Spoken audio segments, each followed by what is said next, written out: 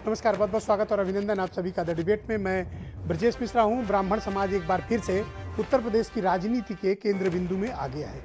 बहुत लंबे समय से उपेक्षित चल रहा है ये समाज अब वोकल हुआ है, वोकल फॉर लोकल हुआ और उसने अपनी राजनीतिक महत्वाकांक्षा को दिखाते हुए इस बात को इस्टेब्लिश करने की कोशिश की कि उत्तर प्रदेश में 14% ब्राह्मण वोट किसी भी पार्टी के लिए एक मुश्त उसकी बपौती नहीं है।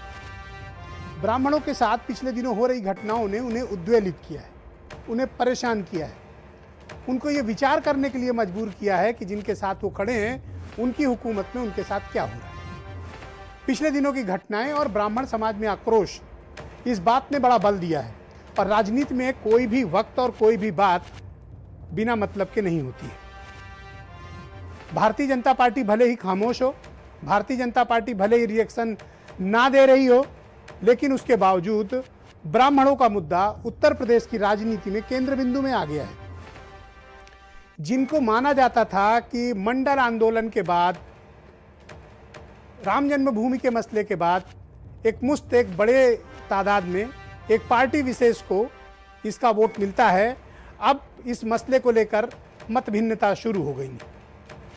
आप अगर उत्तर प्रदेश की राजनीति को देखें तो बहुत स्पष्ट तौर पर पाएंगे कि 14% का ये वोट बैंक आज़ादी की लड़ाई से लेकर 80 के दशक के अंत तक ये कांग्रेस की बपौती था, कांग्रेस के लिए पुश्तैनी था और ब्राह्मण समाज अपने को अगुआ बताते हुए स्वतंत्रता आंदोलन का गर्व के साथ कांग्रेस के साथ खड़ा रहता था।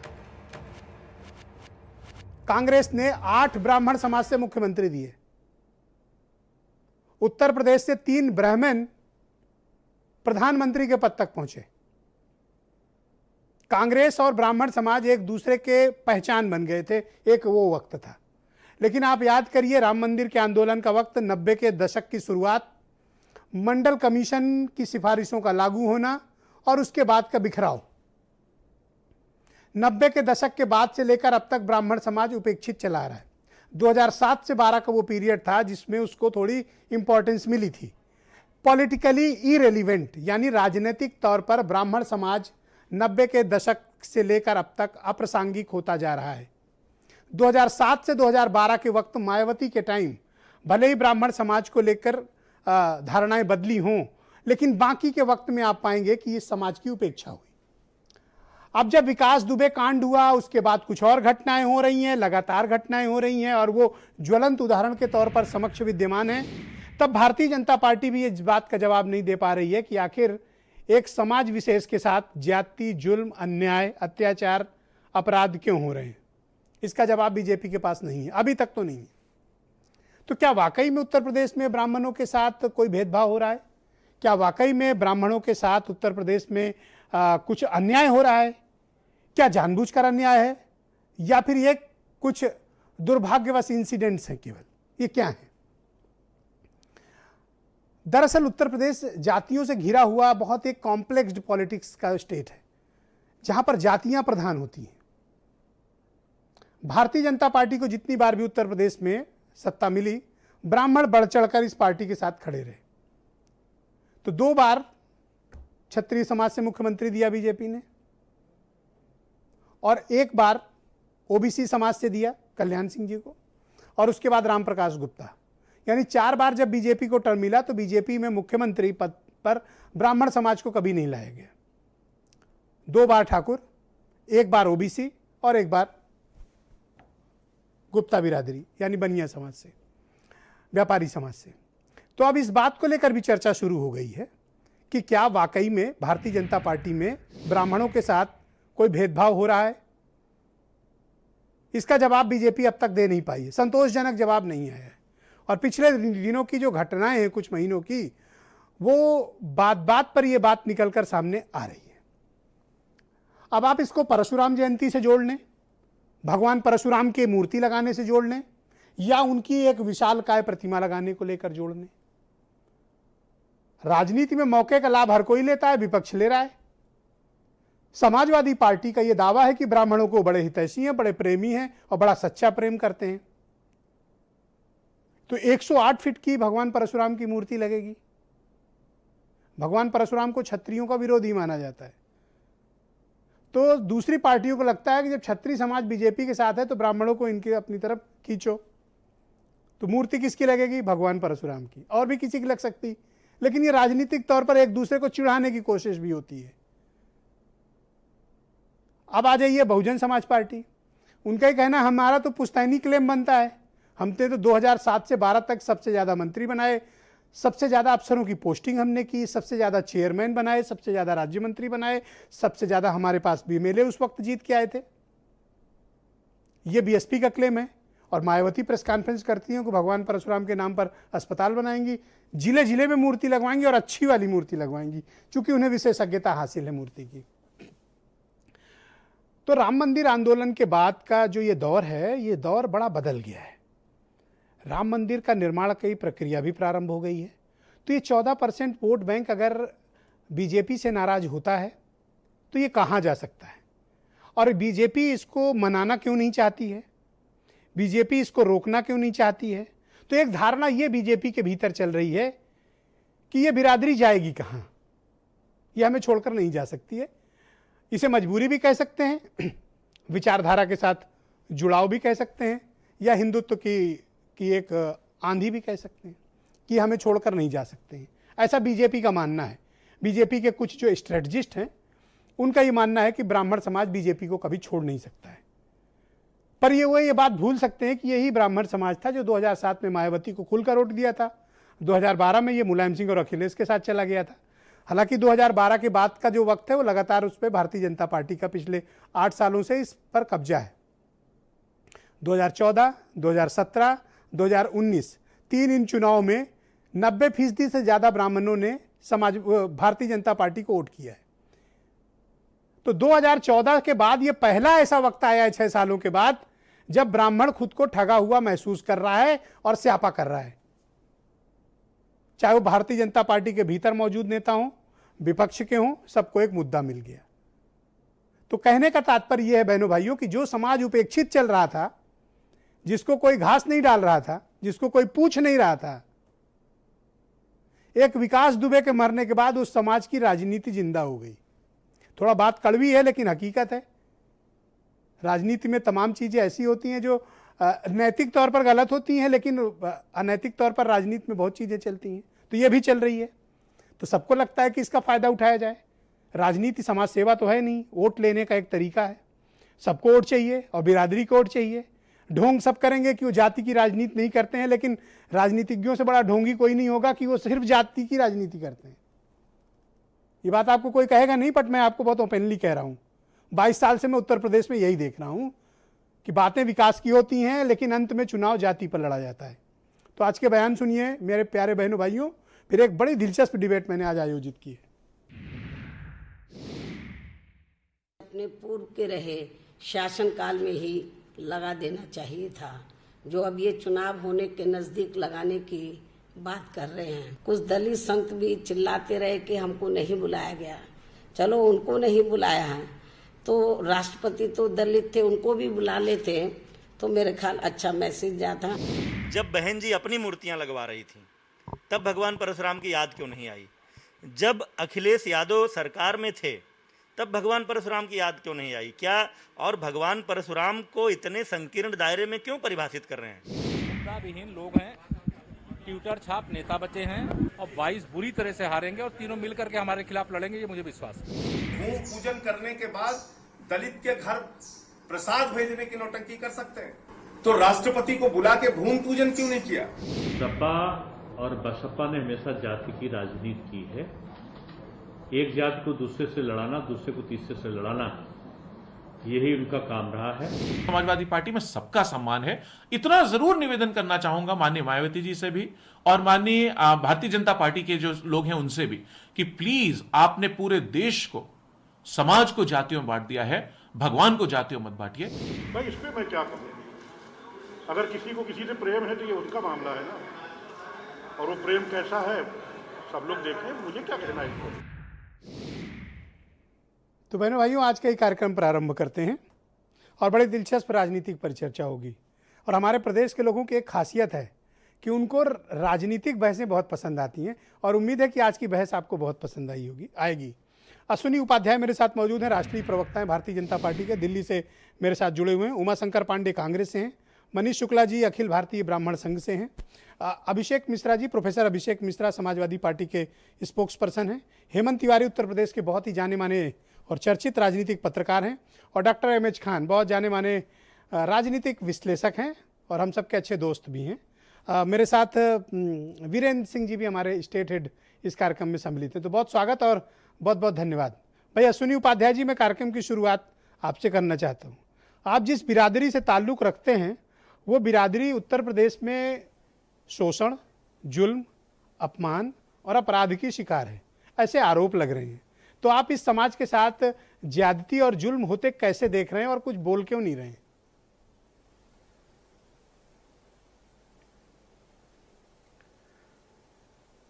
ब्रजेश जी, पहली बात तो आपका चैनल उत्तर प्रदेश का नंबर 1 चैनल है और आपका शो नंबर 1 शो है।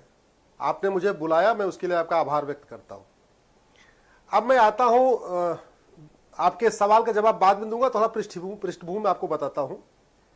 उपाध्याय जो यूपी में उपाध्याय हैं, ये बंगाल में जो लोग मुख्य स्थान पे गए उनको मुखोपाध्याय कहते हैं, जो बंद गांव गए वो बंदोपाध्याय बन गए, जो चट गांव गए वो चट्टोपाध्याय बन गए, जो गंगा सागर में जाके बसे वो गंगोपाध्याय हो गए।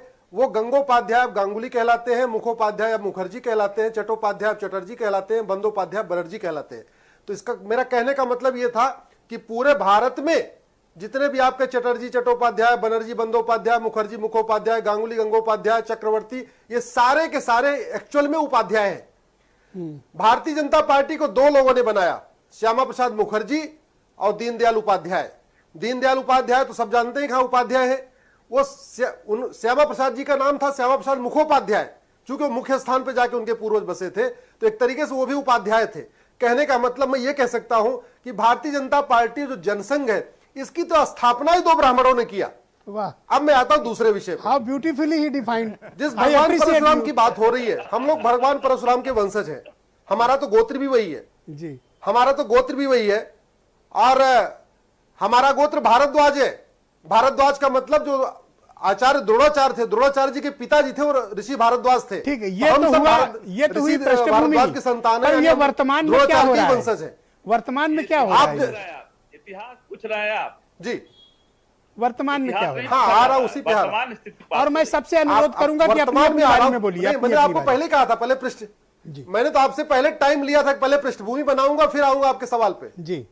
हाँ, तो मैं ये कह रहा था, भारतीय जनता पार्टी, चाहे वो भगवान परशुराम थे, चाहे हमारे महापुरुष दीनदयाल उपाध्याय और श्यामा प्रसाद मुखर्जी थे, चाहे हमारा वर्तमान नेतृत्व माननीय मोदी जी का है, उत्तर प्रदेश में योगी जी का है, हमारा बहुत बेसिक कॉन्सेप्ट है, सबका साथ, सबका विकास, सबका विश्वास। और अपराधी की कोई जाति नहीं होती। विकास दुबे माफिया था, भू माफिया था, शराब माफिया था, नशा माफिया था, तस्कर था, वो एक गुंडा था, एक बदमाश था। ब्राह्मण कभी उसको अपने साथ जोड़ नहीं सकते। ब्राह्मणों में खास बात ही होती है। एक बात मैं आपको और बताना चाहता हूं, आप पूरा डेटा निकाल के देख लीजिए, अंग्रेजों के टाइम में जो सबसे ज्यादा फांसी हुई थी ब्रजेश जी, वो ब्राह्मणों को ही थी। अंग्रेजों ने सबसे ज्यादा फांसी ब्राह्मणों को दिया था। उपाध्याय जी, मैं अतीत में नहीं जाना चाहता। सबसे बड़ी लड़ाई वर्तमान में ये आरोप इल्जाम लग रहा है भारतीय जनता पार्टी की उत्तर प्रदेश सरकार पर कि यहां पर ब्राह्मणों का शोषण हो रहा है, जुल्म हो रहा है, अत्याचार हो रहा है, उनके प्रति अपराध हो रहा है। बड़ा क्लियर सवाल है और आप एक बड़े विद्वान व्यक्ति हैं, मुझे उम्मीद है कि आप सवाल का जवाब देंगे, ना कि घुमाएंगे उसको। पहली बात तो मैं आपके सवाल का जवाब दे रहा हूं ब्रजेश जी। आप तो जानते हैं मैं हमेशा स्पष्ट बोलता हूं। हमारी सरकार में अपराधी को अपराधी मानते हैं हम। कभी हमारी सरकार वो काम नहीं करती है कि वो फैजाबाद में बम ब्लास्ट करने वाला एक समुदाय का है इसलिए उसका सजा माफ कर दो, उसके मुकदमे वापस ले लो।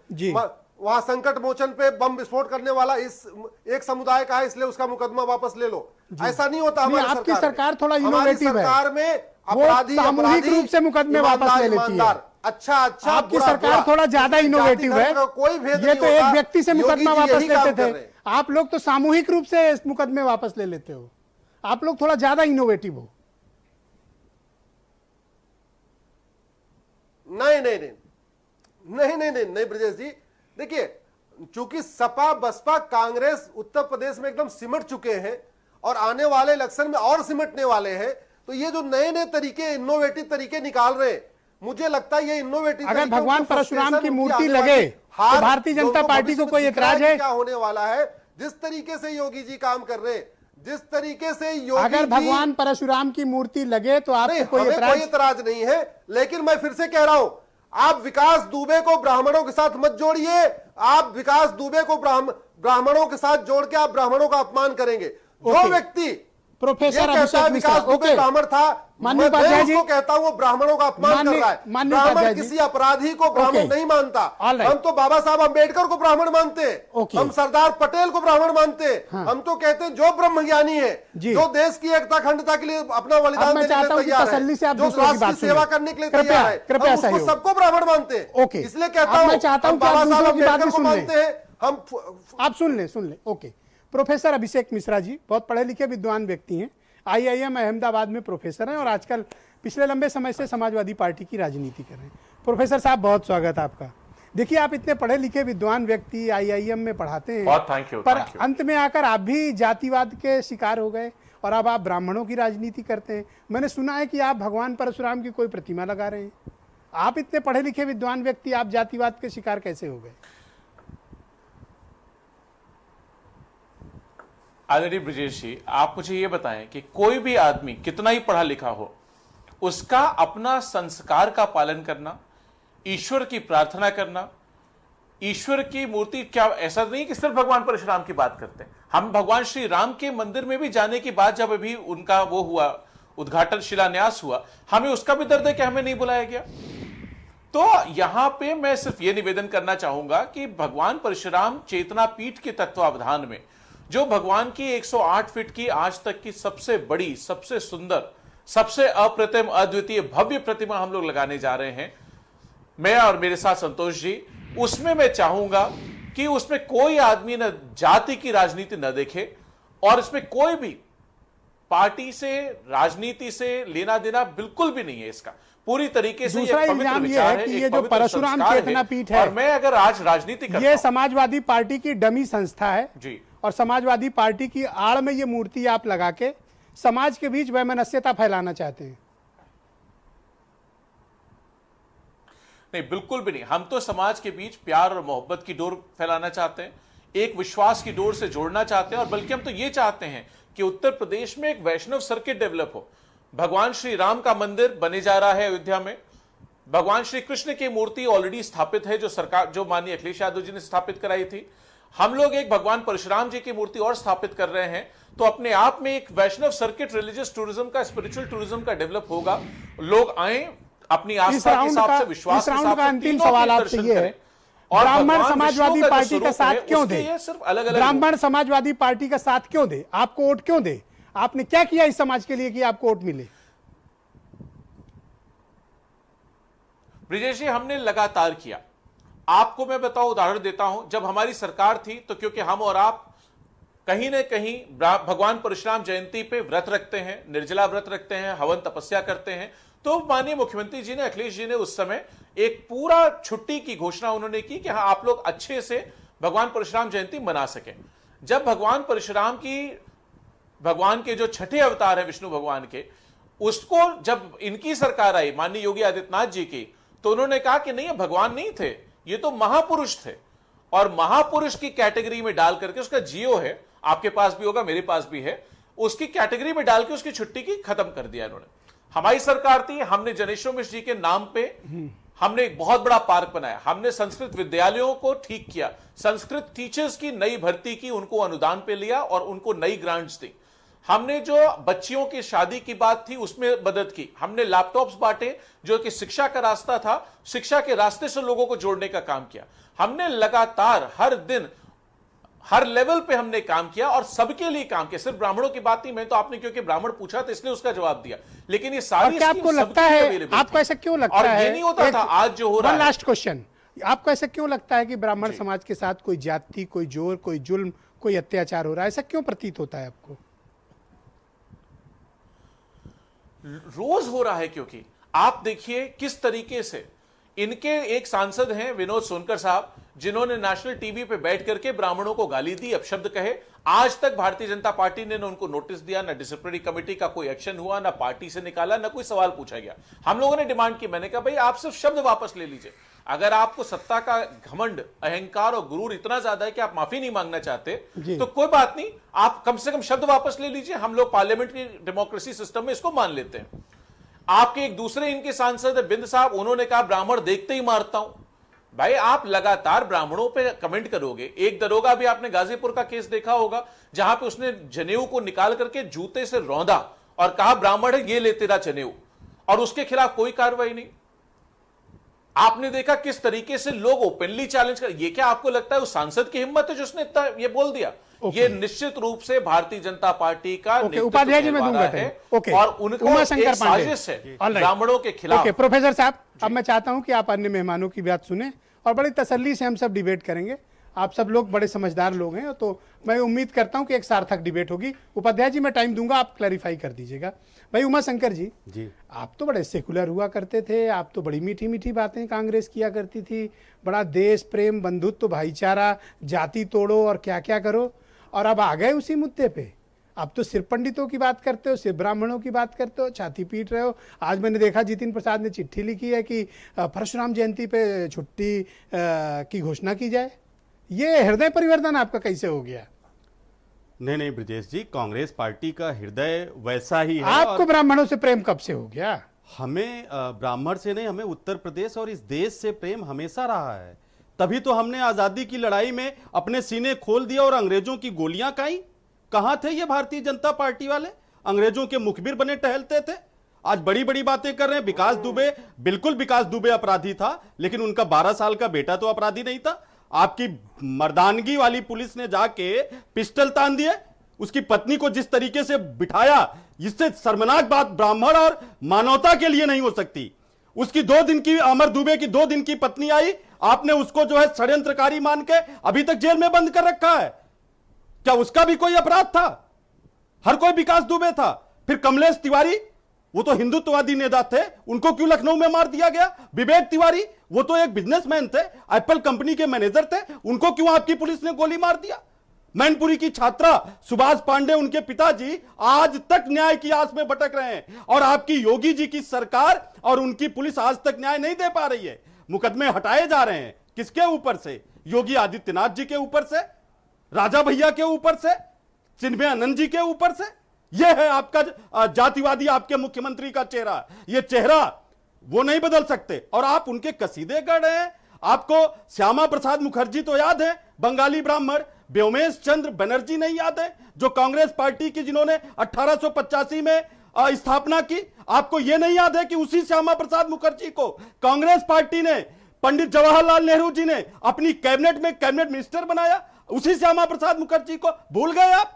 और श्यामा प्रसाद मुखर्जी जी ने क्या किया, जो किया उस पर मैं नहीं जातिवाद क्यों फैला रहे हो? आप जातिवाद क्यों फैला रहे हो? लेकिन उसी श्यामा प्रसाद मुखर्जी को आपके प्रधानमंत्री जी ने, आपके गृह मंत्री जी ने कैसे धोखा दिया, जब महबूबा मुफ्ती जी के साथ जाके उसी 2 झंडे के नीचे, उसी 2 विधान के नीचे, उसी 2 निशान के नीचे बैठ गए थे, तब भारतीय जनता पार्टी को, जो सवाल मैंने अभिषेक जी से किया था, आपसे भी वही पूछ रहा हूं। 500 से ज्यादा ब्राह्मणों की हत्याएं हुई हैं, और वहां पर ना भारतीय जनता पार्टी, चलो सुन दो, समाजवादी पार्टी, अभी सवाल कोई नजर नहीं आ रहा है। चाहे डॉक्टर कफील का मामला हो, चाहे संजीत यादव का मामला हो, विवेक तिवारी का मामला रहा हो, लिसन माय डियर, मामला, अरे क्या हो गया? कांग्रेस पार्टी के नेता, कोई टेप रिकॉर्डर लगाए क्या? सुन तो लो, सवाल तो लो।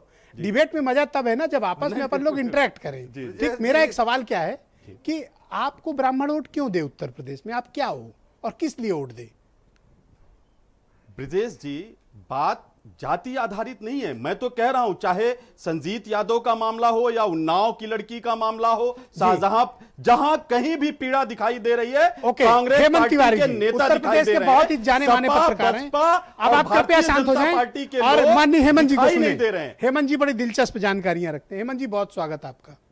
आप सच बताइए आज, और क्या वाकई में ब्राह्मणों के साथ कोई जाति, जोर, जुल्म, अत्याचार, अन्याय उत्तर प्रदेश में हो रहा है क्या? और ये अचानक से ब्राह्मण राजनीति सेंटर स्टेज में कैसे पहुंच गई, जो इतनी उपेक्षित थी?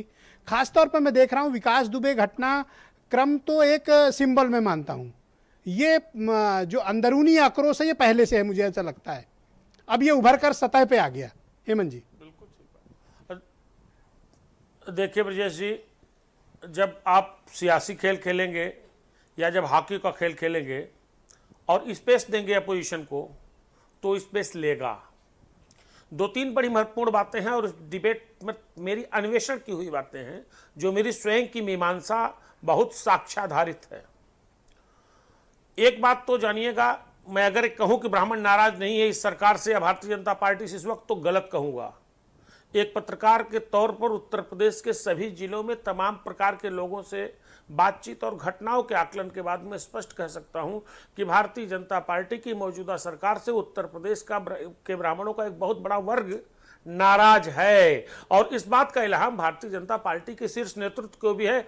आपके यहाँ ही खबर थी, मैंने भी तस्दीक की कि जब सारा घटनाक्रम हुआ तो तमाम ब्राह्मण विधायकों को फोन करके फीडबैक लिया गया पार्टी के संगठन के स्तर पर। एक बात। दूसरी बात बता दूं, मैं इसके लिए योगी आदित्यनाथ को जिम्मेदार नहीं मानता हूं। अगर कोई कहते हैं लोग, मैं नहीं मानता हूं। कारण बता दूं, इसके लिए मैं सीधे सीधे उत्तर प्रदेश की ब्यूरोक्रेसी को, ब्रजेश जी अब सुनिएगा मेरी बात, तथ्यात्मक बात रख रहा हूं, उसको जिम्मेदार मानता हूं। साइड से निकाल। योगी आदित्यनाथ ने नहीं कहा था कि मार्च 17 में जब मुख्यमंत्री की शपथ लेंगे तो नोएडा और गाजियाबाद में 8-8, 9-9 सर्किल अफसर, डिप्टी एसपी आप छतरी पोस्ट कर देंगे। उन्होंने नहीं कहा था। यह काम 2007 से 12 तक मायावती जी की सरकार में होता था। ये काम 2007 से 12 मायावती की सरकार में, इतने 2012 कैसे हैं कि नहीं कहा होगा। सरकार में होता था। एक एक जिले में 22। सुनिए ब्रजेश जी, खान साहब मुझसे कान में कह रहे हैं कि आपसे पूछ लूं ये काम। हाँ आप बोले खान साहब से हम बात कर लेंगे, पहले मेरी बात सुनिएगा। 2012-17 तक वह हुआ, लेकिन 2017 मार्च, अप्रैल, मई, जून, जुलाई, अगस्त, सितंबर, अक्टूबर, इस वक्त 8-8 डिप्टी एसपी किसने कहा था पोस्ट? योगी जी ने नहीं कहा था। ये अफसरों ने खाली अपना हिसाब लगाने के लिए काम किया, और शायद उसी की मजबूरी है कि आज चीफ मिनिस्टर को शासन के 3 बड़े पदों पर, chief secretary, additional chief secretary home और डीजीपी, एक जात के रखने पड़े हैं। जाति मायने रखती है, मैटर रखती है, सच्चाई है, सियासत की जरूरत है, सिस्टम की जरूरत है। तो फिर ये पंडित जी लोग क्यों नाराज है जब 3-3 बड़ी पोस्ट पे बिठा रखा है? यही तो बात होती थी। क्यों नाराज है पंडित जी लोग? आपके हिसाब से तो सब अमन चैन है। फिर तमाम इंसिडेंट्स, अब मैं ताजा पे आ रहा हूं, मुझे बताइए। मैं कह रहा हूं, बार बार कहता हूं, विकास दुबे क्रिमिनल था, बहुत बड़ा घनघोर अपराधी था, उसको मरना चाहिए था, लेकिन जो तरीका अपना गया खराब था। दूसरे मुझे बताइए, 2012 में हनुमान पांडे, उस राकेश पांडे का आखिरी मुकदमा दर्ज हुआ था 2012 में। उसके बाद कोई मुकदमा नहीं है, कई मुकदमे में बरी हो गया। क्रिमिनल था, दंड मिलना चाहिए उसको, घनघोर अपराधी था। लेकिन क्या यह तरीका था जिस तरीके से उसको मारा गया?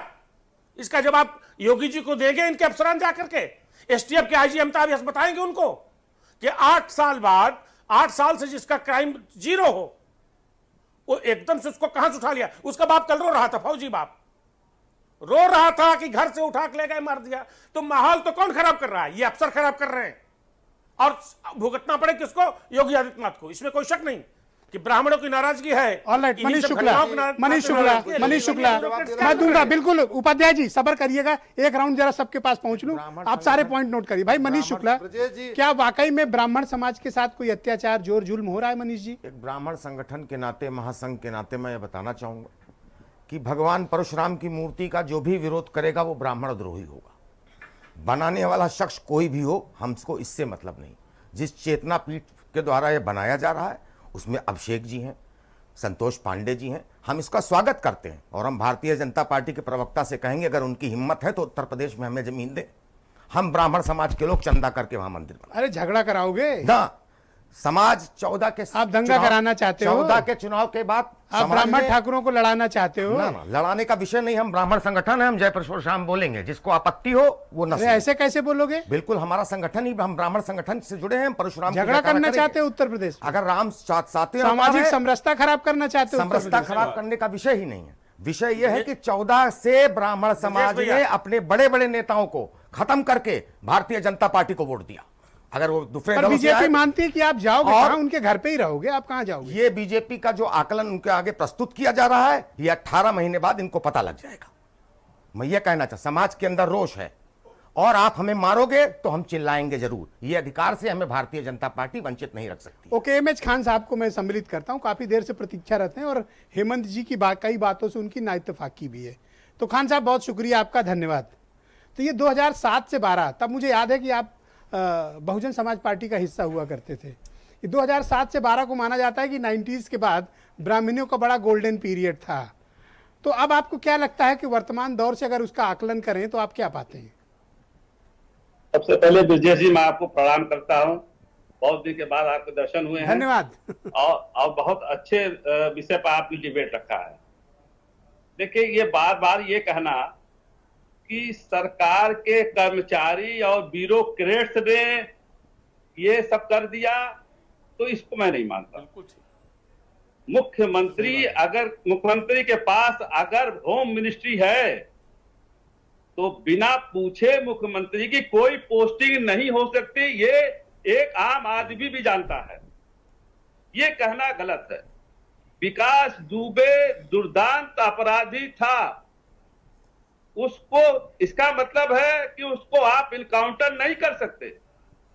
वहां से आगे पीछे 4-5 गाड़ियां चल रही हैं। जिस गाड़ी से उसको उठाया गया उसमें कोई स्क्रैच नहीं है। वो 2 सिपाही अगल बगल बैठे, हथकड़ी लगाए बैठे हैं, उसको दोनों पैर उसका बेकार है। उसके बाद वो चाबी इन लोगों से निकाल के छीन के भागने लगता है, उसके समझ में नहीं आ रहा है। जब वो चिल्ला रहा था मैं विकास दुबे कानपुर वाला हूं, तब उसके पास कोई पुलिस नहीं थी।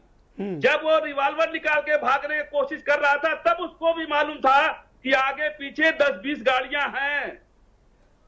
अब आप ब्रजेश जी अदालतों को बंद करा दीजिए, सुप्रीम कोर्ट बंद करिए, इलाहाबाद हाई कोर्ट बंद कर दिए, डिस्ट्रिक्ट कोर्ट बंद करिए, अब फैसला पुलिस करेगी। आप बताइए मऊ में क्या हुआ? उसका बाप चिल्ला चिल्ला कह रहा है कि भैया घर से ले गए। जिम्मेदार कौन है? जवाबदेह कौन होगा? देखिए, सब जगह पर यह अव्यवस्था फैलती जा रही है, जिसकी जो मर्जी आ रहा है तो वो खान कर रहा साहब, है। क्या आपको लगता है कि ब्राह्मणों के खिलाफ इस सरकार में जानबूझकर उनको टारगेट किया जा रहा है? आप ऐसा कहना चाहते हो? बिल्कुल मैं कह रहा हूं टारगेट किया जा रहा है। बिल्कुल मैं साफ साफ कारण क्या हो सकता है? ब्राह्मणों से किसकी क्या दुश्मनी? कारण क्या हो सकता है ये तो ईश्वर ही जाने, लेकिन पता नहीं क्यों ब्राह्मण ही का मारे जा रहे हैं। लगातार ब्राह्मणों की हत्याएं हो रही हैं और कोई आवाज उठाने वाला नहीं है। आप भड़का रहे हो, आप सामाजिक समरसता खराब करना चाहते हो। नहीं, लगातार आप बताइए, आप एक सुबोध सिंह इंस्पेक्टर को मारा गया, तो उसको जो मारने वाला अपराधी था उसको माला पहनाया गया कि नहीं पहनाया गया? आप बताइए ना, उसको माला पहनाया गया? तो ये सवाल यूपी की पुलिस करे ना कि उसके शहीद इंस्पेक्टर की हत्या करने वाले को माला पहनाई गई, तो पुलिस को बताना चाहिए। अच्छा, आपके मित्र वीरेंद्र सिंह जी भी जुड़ रहे हैं। आपका चैनल चला रहा था साहब। अरे तो मैं कब इनकार कर रहा हूँ? सारे लोग चला रहे थे कि अरे ये क्या मैं हो तो रहा है? छाती ठोक के आपके साथ खड़ा रहता हूँ। आप कहाँ? मैं कहा आपके पीछे, मैं आपसे कुछ सीखता हूँ ब्रजेश जी। मैं समझता हूँ आपको एक बहुत ज्ञानी पत्रकार हैं, लेकिन ये बातें छुपाना कि बिना मुख्यमंत्री के मर्जी के आईजी, डीआईजी, एसपी, एसएसपी दरोगा आपकी प्रारंभिक समय से ही नाइत्तेफाकी रही है हेमंत जी के साथ। आपसे पूछेगा, हेमंत जी के साथ आपकी नाइत्तेफाकी को मैं समझता हूँ। मुख्यमंत्री दरोगा पोस्ट करेगा। नाइत्तेफाकी में समझता हूँ। हेमंत जी कुपित ना हो, वीरेंद्र सिंह जी आगे, उनका भी स्टेटमेंट ले, फिर मैं उपाध्याय जी, आप पूरी तसल्ली से जवाब देना। मैं वादा करता हूं कि आपको पूरा समय दूंगा। वीरेंद्र जी, ये क्या हो क्या रहा है भाई इस समय? ये अचानक से क्या है, क्या ये सब? देखिए, जातियों को लेकर उत्तर प्रदेश में हमेशा से सबसे ज़्यादा इलेक्शन में होता है। विकास की बात होती है, लेकिन विकास पे कभी वोट नहीं हुआ। हमेशा जात पात पर वोट होता है और सरकारें बनती हैं।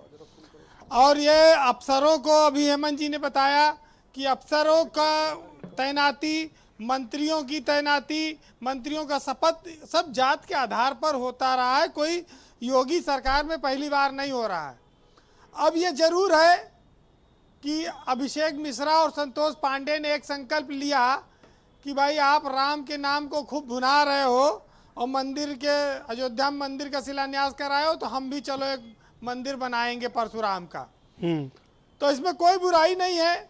बीजेपी अपने राम का मंदिर लोगों के चंदे से बनवा रही है। ये भी तो हो सकता है कि प्रोफेसर साहब, संतोष पांडे, ये सब मिलके सामाजिक समरसता खराब करना चाहते हो। देखिए, सामाजिक समरसता नहीं, लेकिन सियासत में और समाज में अपनी एक पहचान बनाए रखना पड़ता है। तो जब अगर कुछ अलग करना हो तो भीड़ से हटकर चलिए। भीड़ जो है वो साहस तो देती है, लेकिन आपकी पहचान खो जाएगी उसमें। तो अभिषेक मिश्रा ने जो काम किया है वो भीड़ से अलग जाने का किया है, और निश्चित ही वो एक नई पहचान उत्तर प्रदेश में बन रहा है।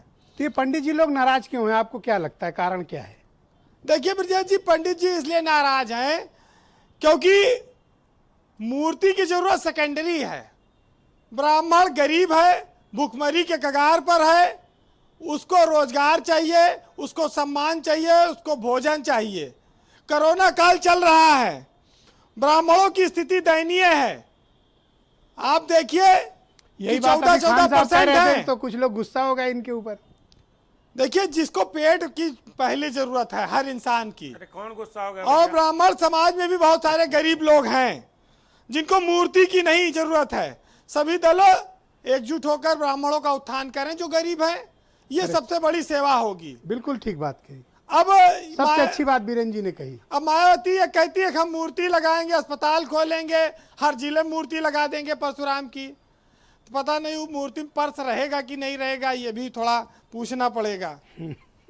तो क्योंकि उनकी मूर्तियों में पर्स बहुत रहते हैं। तो ये अभी खान साहब को देखो, थोड़ा गुस्सा आ रहा है। अब ब्रजेश जी, हम आप मूर्ति और भगवान की बात करते हैं। पत्थर में भगवान है, यह समझाने में धर्म सफल रहा है, लेकिन इंसान में इंसान है, यह धर्म आज तक नहीं समझा पाया है। इसमें धर्म असफल चल रहा है। और जिस दिन हम ये जान जाएंगे उस दिन बहुत अच्छी बात, चाहे बिकरू कांड हो, चाहे हनुमान प्रसाद पांडे का इनकाउंटर हो। पर ये बताओ कि इतने काउंटर ढेर सारे पंडितों के कैसे खुल गए हर पार्टी में? अचानक से उद्घाटन शुरू हो गए, जो काउंटर पे ताला पड़ा था कई सालों से। नहीं, इसमें कोई बुरी बात नहीं है। अगर किसी नहीं, मैं नहीं कह रहा हूँ कि बुरी बात है, मैं तो केवल पूछ रहा हूँ। किसी समाज के उत्थान की चर्चा अगर चली है तो बहुत अच्छी बात है। समाजवादी पार्टी को अभिषेक मिश्रा के इस ऐलान से बहुत बड़ा फायदा होगा। उत्तर प्रदेश की राजनीति में एक मास्टर स्ट्रोक है, और ये लोग जान ले इस बात को, क्योंकि ब्राह्मण जिधर जाता है वो सरकार बनाता है। ये हमेशा से रहा है। ये वोट भले न दे, चिल्लायत न दी है कि पूरा गांव साला वैसे पागल हो जाए वोट वाले दिन तक। आराम से वीरेन जी, आराम से। तो ये बड़ी समस्या है। तो ब्राह्मणों को नाराज करके कोई दल, कोई पार्टी सरकार नहीं बना सकती। तो कुल मिलाकर ब्रजेश जी ये है। कंक्लूड करें। नहीं, हम तो हमेशा से बात कहते रहे हैं कि हम लोगों को जीवन का जो यथार्थ है उसके साथ रहना है। ब्राह्मण 14% है। आ रहा हूँ उपाध्याय जी, उसके बाद आप ही के पास आ रहा हूँ। उसका सम्मान करना पड़ेगा। उपाध्याय जी बैठे हैं। आ रहा हूँ उपाध्याय जी। उपाध्याय जी की सरकार में दिनेश शर्मा जी डिप्टी सीएम है, विधानसभा अध्यक्ष हैं, और तमाम minister, power minister, education minister. इससे पहले प्रदेश अध्यक्ष भी इन्होंने बना रखा था इस समाज से जी। लेकिन जनता शीर्ष देखती है। अच्छा, वो ये मानती है कि निर्णायक कौन है, निर्णय करने वाला कौन है। तो ये बात जी कंक्लूड करें, कर सकते हैं लोग जी। देखिए, मैं आज दो बातें कहूंगा। दोनों इसलिए महत्वपूर्ण है क्योंकि गरीबी अमीरी हर समाज में है। भगवान की पूजा हर आदमी करता है अपने अपने, लेकिन उसके साथ साथ उसका पेट भी भरना चाहिए। तो सारा जहां उसी का है जो मुस्कुराना जानता है, और रोशनी भी उसी की है जो समा जलाना जानता है। हर जगह मंदिर, मस्जिद और गुरुद्वारे हैं, लेकिन ईश्वर तो उसी का है जो सर झुकाना जानता है। और ब्रजेश जी, ब्राह्मण समाज की बात हो रही है, उसके लिए दो लाइन और बोलूंगा कि ना मांगे हम मंदिर मस्जिद, ना इच्छा चर्च की ऊंची चोटी की, और भूखे पेट को लालसा है बस 2 वक्त के रोटी की। वाह वीरेन जी, ये कह के आपने हेमंत जी को जरूर उद्वेलित कर दिया है। अश्विनी उपाध्याय जी का मैं रुख करना चाहता हूँ, काफी देर से प्रतीक्षा रहते हैं और कई सनसनाते हुए सवाल उनके समक्ष विद्यमान है, वो सबका जवाब देंगे। Ashwini ji, go ahead.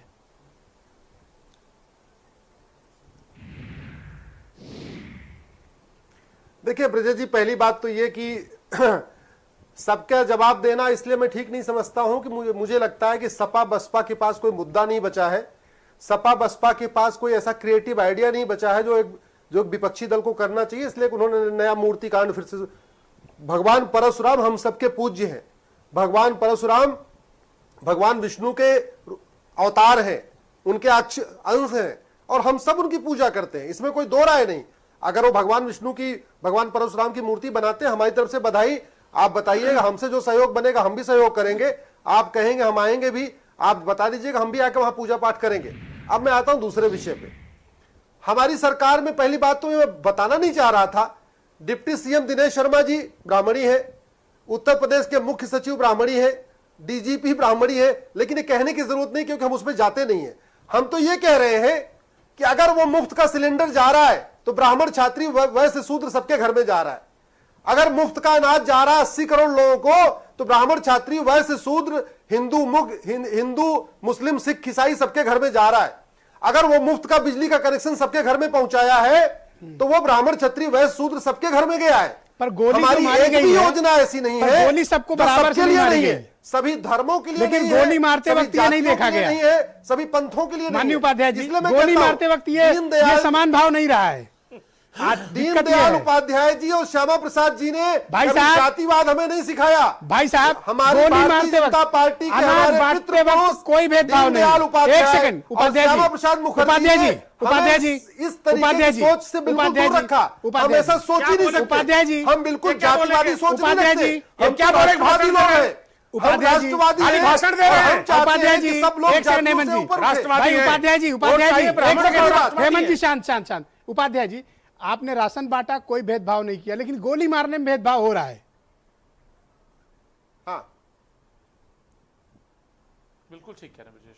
अपराध जो भी बताइए, अपराधी है, जवाब दीजिए। जो भी अपराधी है, हिंदू हो या मुसलमान, सिख हो या पारसी, ब्राह्मण हो, क्षत्रिय, वैश्य हो, शूद्र, अपराधी है। अपराधी में जाति देखना सपा का काम है, अपराधी में जाति देखना बसपा का काम है। ये वही हर सपा के अपराधी लोग ब्राह्मण हैं ही क्यों निकल रहा है? जिन्होंने सबको पता है हर कि अपराधी ये ब्राह्मण ही क्यों हो रहा है? पूरे जिसकी उत्तर प्रदेश में छाती पे 900 गोली पड़ रही है। 101 हेमंत तिवारी है, हेमंत तिवारी जी, वही सपा के हेमंत लोग जी, हैं। हेमंत तब जी, इनको ब्राह्मणों की ओके, आदत नहीं हेमंत है। तिवारी, ये वही हेमंत तिवारी जी सबसे ज्यादा ओके, एक तरीके से बनाया। उपाध्याय इसलिए जी, मैं कहता हूं, उपाध्याय हम जी, लोग जाति उपाध्याय धर्म जी, से ऊपर निवेदन। उठते हैं। अब मैं एग्जांपल देता हूं, उपाध्याय जी, हम तो ऐसी व्यवस्था चाहते हैं, सब लोग कर्म के आधार क्या पर एग्जांपल देंगे? ओके, हेमंत जी, गो अहेड। हेमंत जी, क्या गो बात अहेड। कर रहे हैं आप? ओके, हो बोलिए हेमंत जी, हेमंत जी, क्या बात बोलिए। कर रहे हैं? हेमंत जी बोलिए आप। राजा दशरथ हेमंत जी, गो अहेड। हेमंत जी, बोलिए। मैं इनसे एक प्रश्न कर रहा हूं। हाँ, बोले आप। पितामह श्री उपाध्याय जी, वेद व्यास जी ब्राह्मण श्री कहलाए, उपाध्याय जी, सुनिए मेरी बात। क्षत्रिय कहलाए। जो सवाल ब्रजेश मिश्रा जी ने किया है, अरे कौन क्या जो प्रश्न ब्रजेश मिश्रा जी का है, उसका जवाब दीजिए। क्या भाग रहे हैं? नहीं खाता है। पिछले 2 महीने में बंगाल का ब्राह्मण उत्तर मछली प्रदेश खाता है।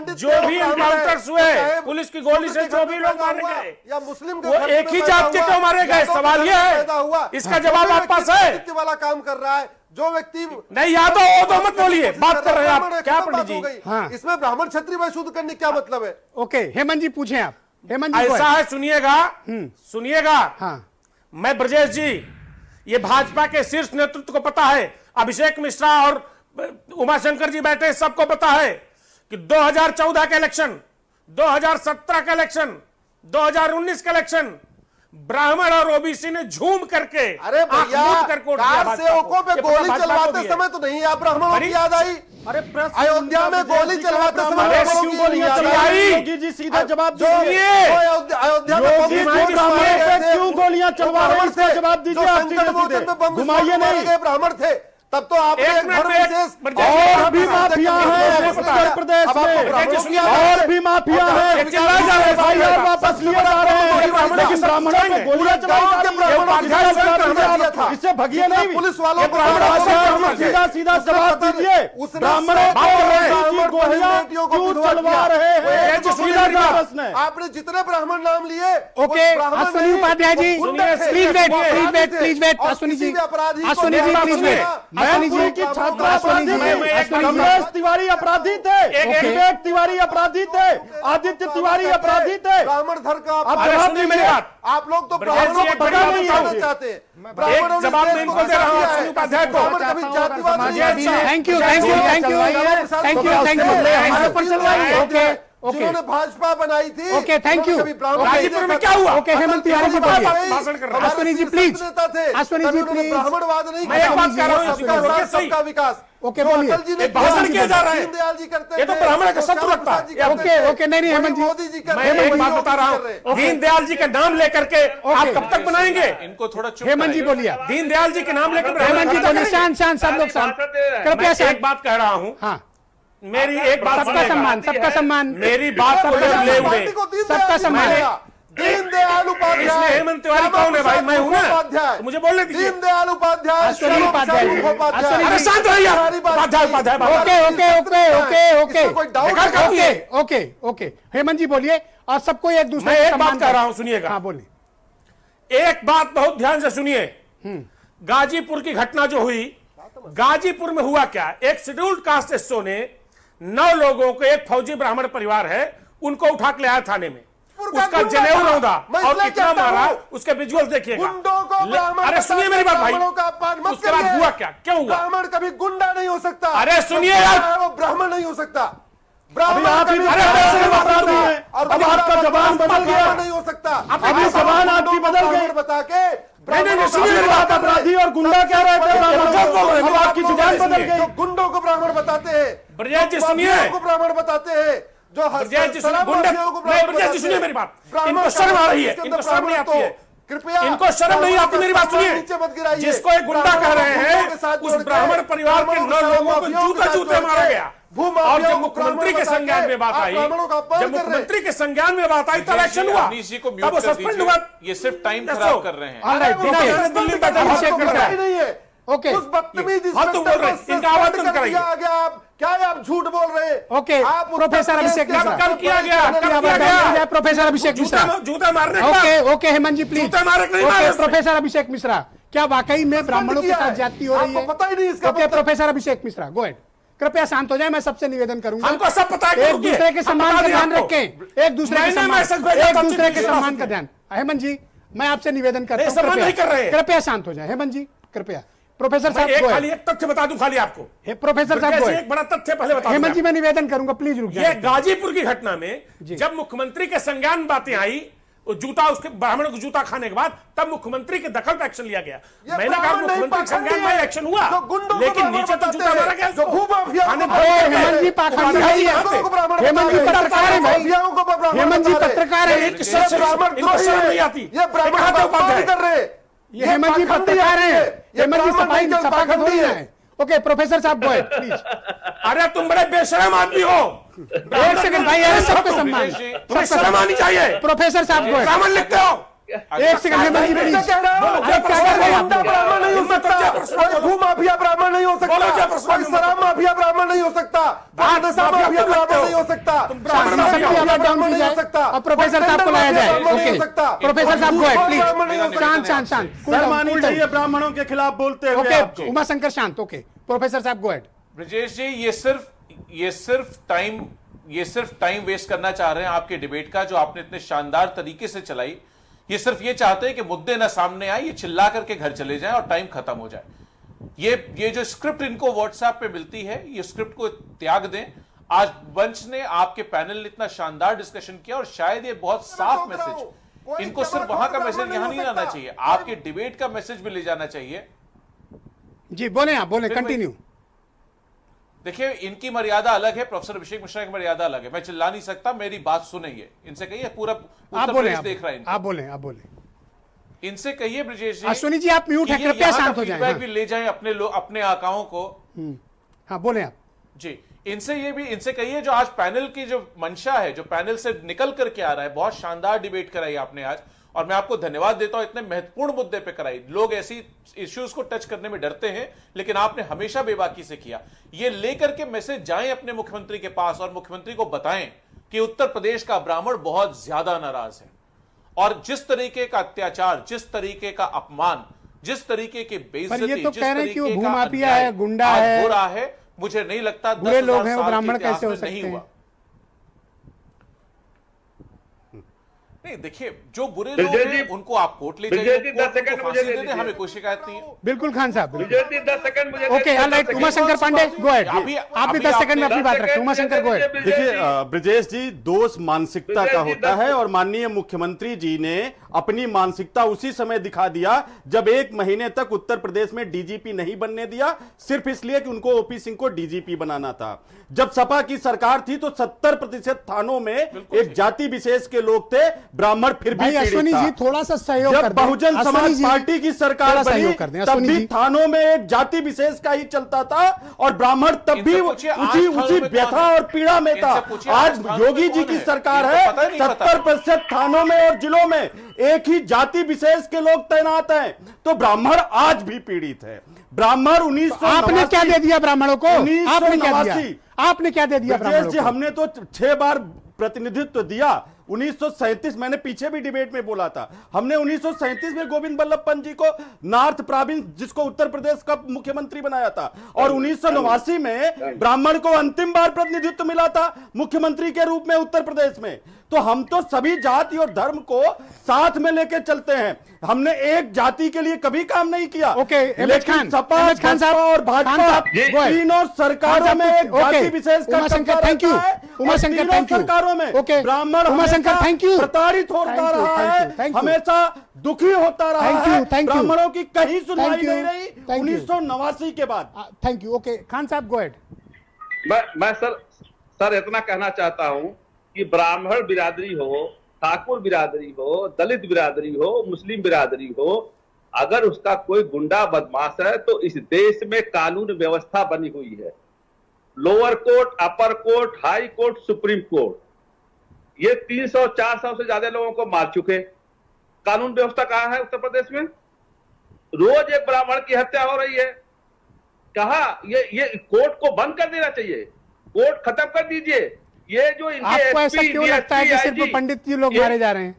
ब्राह्मणों के लिए कोर्ट की जरूरत नहीं, योगी जी की गोली चलती है। प्लीज ओके, आपको ऐसा क्यों लगता है? देखिए आप बात सुनिए पहले। देखिए आप कांग्रेस के लोग चिल्ला रहे हैं, कांग्रेस के लोग तो देखिए ब्राह्मणों का नहीं, हर बिरादरी का शोषण। आप लोग जानबूझ के ब्राह्मणों का अपमान कर रहे हैं, अपराधियों की जाति बता के, अपराधियों को ब्राह्मण बता के आप तो ब्राह्मणों का अपमान कर रहे हैं। अच्छा, तो फिर राजा भैया के अपराध बदल जाते हैं, फिर चिन्मयानंद मनीष शुक्ला ऐसा तमाम आपका चेहरा बदल क्यों जाता है? सहयोग चेहरा आपका उस मामले में क्यों बदल जाता है? बताइए ना। राजा भैया के ऊपर से मुकदमे हटाए जाएंगे, सहयोग बलात्कार के मुकदमे हटाए जाएंगे, फिर आपका ये अपराधी वाला परिभाषा कोई धर्म नहीं होता। और सुनिए जी, आपका अपराधी वाला परिभाषा कैसे हो गई? दो गले से बोलते हैं क्या? की जाति कैसे हो गई? गला ब्राह्मणों के लिए, दूसरा गला क्षत्रियों के लिए। Okay Manish Shukla, Manish Shukla okay. राजा भैया के ऊपर से मुकदमे हटाए जाएंगे, चिन्मयानंद के ऊपर से बलात्कार के मुकदमे हटाए जाएंगे, अपराधियों का धर्म। बाकी ब्राह्मणों को अपराधी उनको न्यायालय में नहीं जाने देंगे, आप उनको गोली मारेंगे, उनको क्या न्यायालय जाने का अधिकार नहीं है? फैसला होगा क्या उनको न्यायालय जाने का अधिकार थैंक यू मनीष शुक्ला जी। को आप अपराधी बता देते हो। इन सब की आवाज डाउन की जाए, मनीष शुक्ला जी को लाया जाए, एक दूसरे के लोग बोलने नहीं दे रहे। मनीष जी, क्या वाकई में जाति जुर्म कुछ हो रहा है, जुल्म हो रहा है क्या? भाजपा के पहले तो मैं प्रवक्ता जी से कहना चाहूंगा, ब्राह्मण ये तो भूमाफिया गुंडा क्या बताया, खाली भाजपा का प्रवक्ता ही नहीं हो सकता है ब्राह्मण एक समाज के रूप में भी है। जो प्रवक्ता जी बता रहे हैं, ब्राह्मण समाज उत्तर प्रदेश में आज भारतीय जनता पार्टी से रुष्ट है और वो चौराहे पर खड़ा है। आने वाले समय में वो एक निर्णय की तरफ अरे जाओगे कहां, यहीं रहोगे? जाना न जाना विषय अलग है। इनको अभी 12 से पहले 10,000 15,000 वोट एक विधानसभा में उत्तर प्रदेश में मिलते थे, तब हम कहां गए थे इनसे पूछिए। हम 1 लाख जिस विधानसभा में थे, इनको 15,000 वोट के लिए 12 में तब जाते थे। अरे अब जाओगे कहां, रहना तो वहीं पड़ेगा। ये अगर इनकी सोच है तो ये सोच निश्चित ही आने वाले समय में बदल दी जाएगी। Okay professor Abhishek Mishra 10 second please. Okay go ahead. Brijesh ji, मैं आज इतना कहना चाहूंगा कि अभी आपने जो मुद्दा उठाया, यस बिल्कुल दूंगा कि ब्राह्मण को सिर्फ मूर्ति नहीं बल्कि कहीं ना कहीं उसको पेट से भी जोड़ने की जरूरत है, काम से भी जोड़ने की जरूरत है।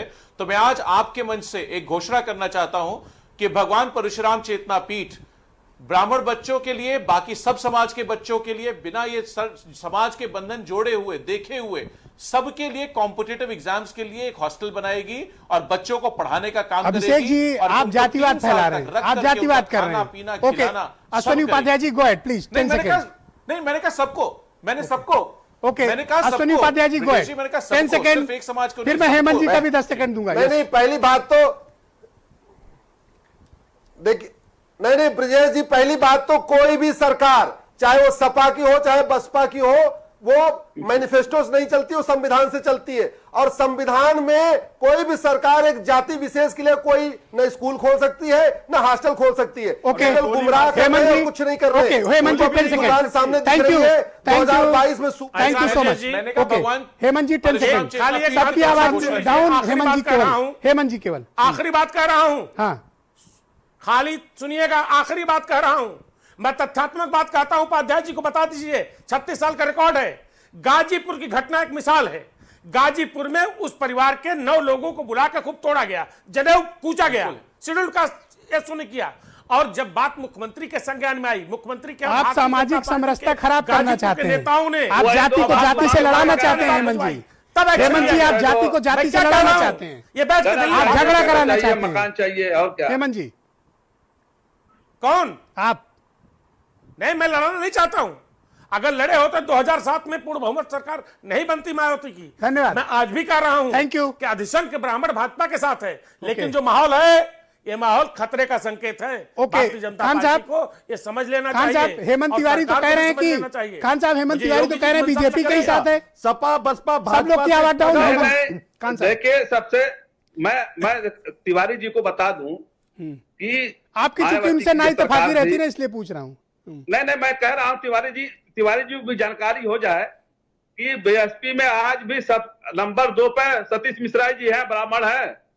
अच्छा, और किसी पार्टी में नंबर 2 पर ब्राह्मण नहीं है। लो हेमंत जी, सुन लिया, और जब मायावती की सुन लिया हेमंत जी, हो गई तसल्ली।